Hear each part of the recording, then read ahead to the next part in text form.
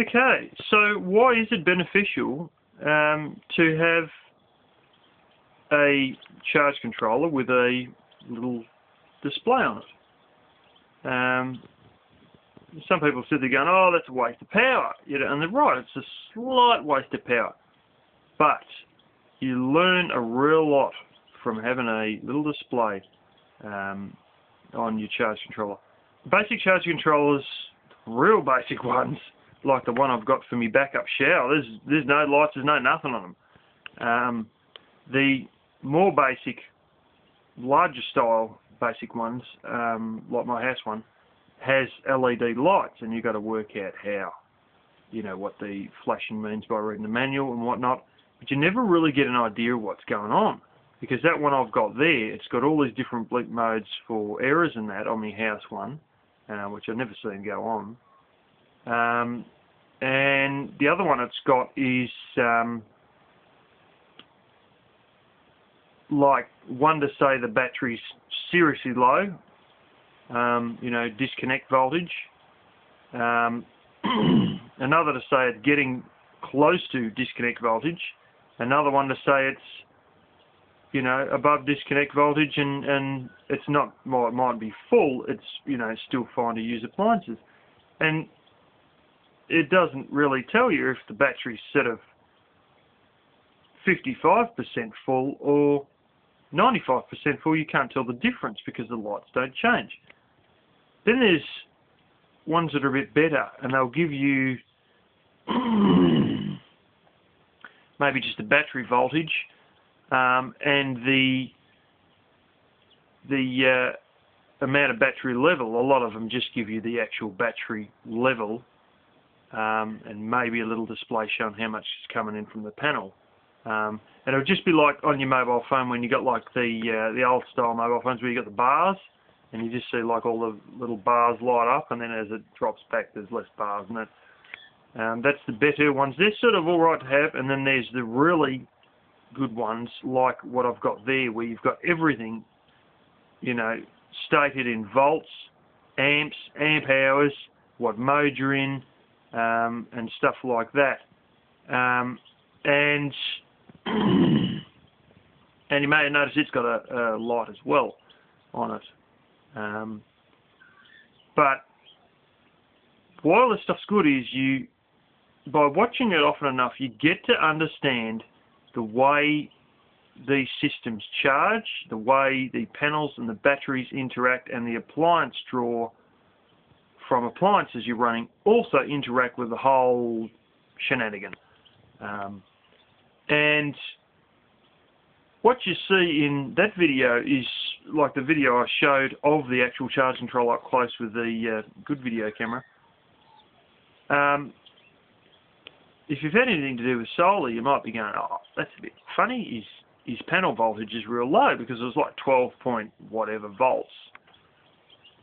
But the amps is real high, 1.4 amps. And you might be thinking, well, either he's in the dark or something else was going on. Well, I'll tell you what was going on. It's something that I don't often see it do because it's getting cooler and the fridge is not running as much.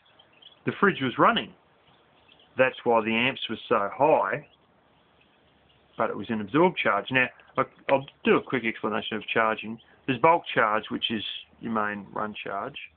That's just where she's just pouring in. There's absorbed charge, and when it hits absorbed charge, it's like, I don't know, something like 95% full or something like that. It's basically pretty much full, and absorbed charge is just jamming in that last bit, just, filling it right up to the very top. And then there's float charge, which means she's completely full. You can't fit no more in. Well, you can assume it's full when it hits absorb charge. It's definitely full when it hits float charge. But yeah, basically, one of the things you notice is that when appliances run, straight up, the blooming panel volts kicks down and the amps goes right up. If I was with it in absorbed charge, without the fridge running, as it is usually, you wouldn't have seen 12 point something volts and 1.4 amps. You would have seen 19 point something, or around 19 volts, and anything from 0.4, but usually 0.2 amps. And you go, well, hang on a minute, I thought these panels are big. How come they don't sort of show you, like, you know, if this thing's 6.98 volt, how come it isn't like at least 6.98 amp? How come it isn't at least 6 amp coming in? And, you know, I've seen it come in at 6.3 amp and it wasn't even super bright. Well, the reason that you're not seeing it have massive amps is because it's sort of taken, like, from the perspective of the battery and the load. It's sort of taken basically from the perspective of the load. And what that means is, any appliance drawing is a load. A draw and a load are the same thing. And another thing you realise is a flat battery is also a load. But when the battery is full and the appliances, in this case the fridge, ain't running, then what do you know? It's got nowhere to put it, so it's just like a generator running with nothing plugged into it. The power's there, but there's no load. It's available, but nothing's got a use for it. So that's why it sits, you know, at 0.2 amps when it's on absorbed charge and stuff like that.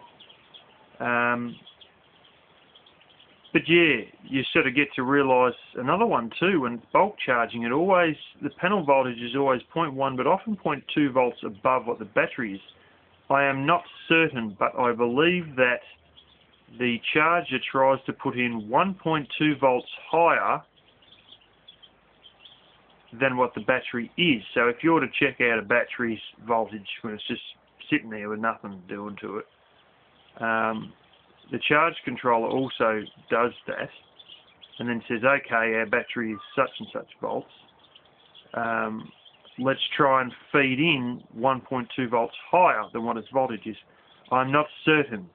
I will have to read my manuals again, but I think it is 1.2 volts higher.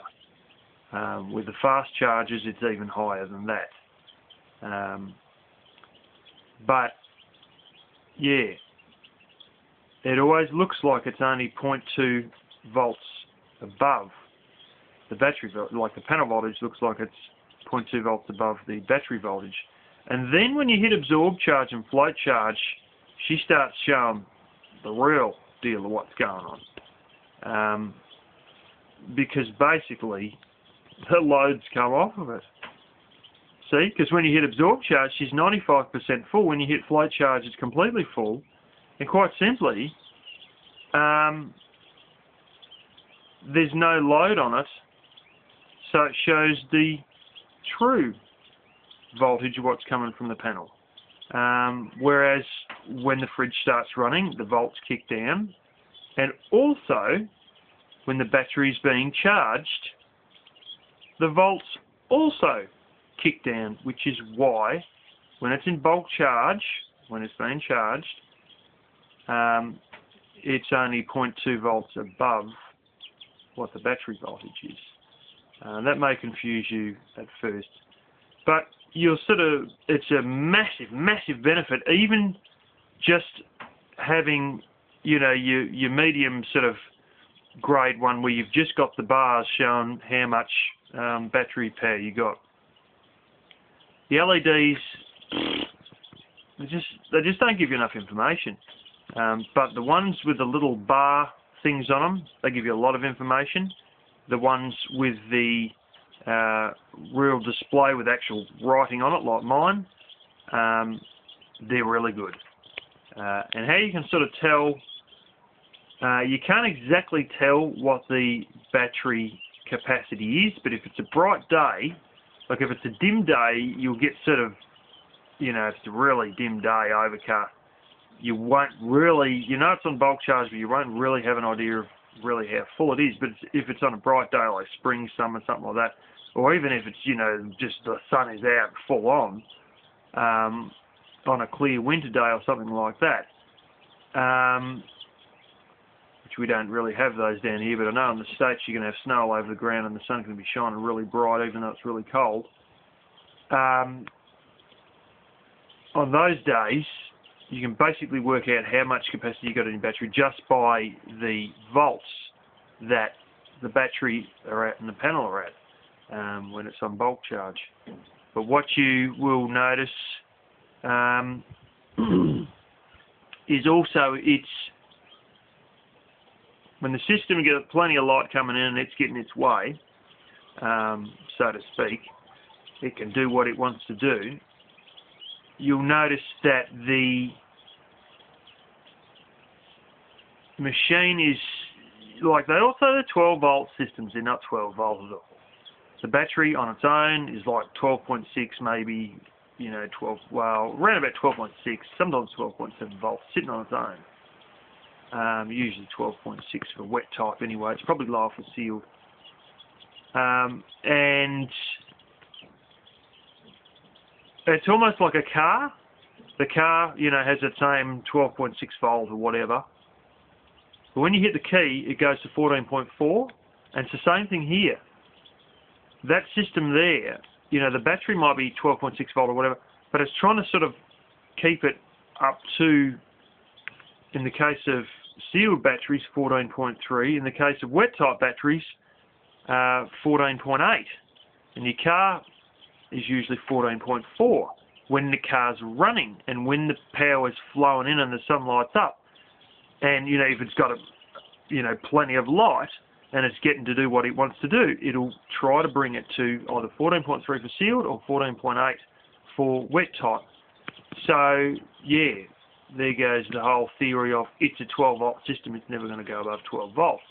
The battery itself isn't even 12 volt, it's, well, it sort of is, but it's 12.6. These solar panels themselves on their own, in real dud light, they'll be useless. But if you read the ratings on them, and once they get rolling pretty good, and you got a decent amount of light in that, they'll be anything from 17 to 23 volts. Now, this is a 12 volt system. And of course, you can basically double that for a 24 volt system. Oh, another thing that's good. If there's any shenanigans going on with batteries not running right, batteries not connecting right, and most of all, solar panels not being right. My first solar panel screwed up. It worked for the first day and then it blew out, the one on the solar fridge. I could tell that only because of the figures that were coming up. What it basically done was it shorted over and it went to like 38 volts.